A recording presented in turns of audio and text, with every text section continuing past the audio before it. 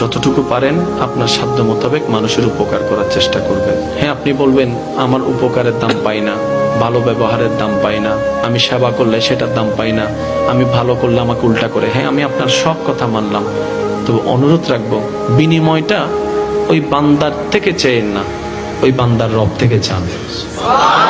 বান্দা দিলে আর কদ্দুর দিবে, কিন্তু ওর রব যখন দেওয়া শুরু করবে আপনি রাখার জায়গা পাবেন না। আরে যেখানে বান্দা হিসেবে আপন স্রষ্টাকে ভালোবাসতে পারলাম না, উম্মত হিসেবে নবীকে ভালোবাসতে পারলাম না, আর কি ভালোবাসা আপনি আমাকে দেখাচ্ছেন, আমি আপনাকে দেখাচ্ছি। ডাইনের ভালোবাসা মিথ্যা ভালোবাসা, সামনের ভালোবাসা মিথ্যা ভালোবাসা।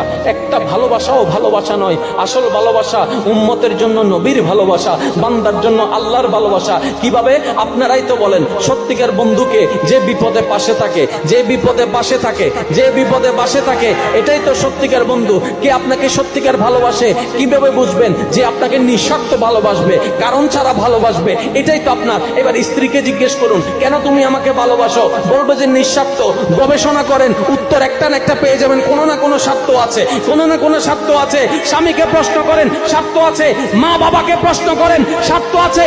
যখন বলবেন আল্লাহ তুমি কেন ভালোবাসো, আল্লাহ বলবে যে কোনো কারণ ছাড়াই ভালোবাসে।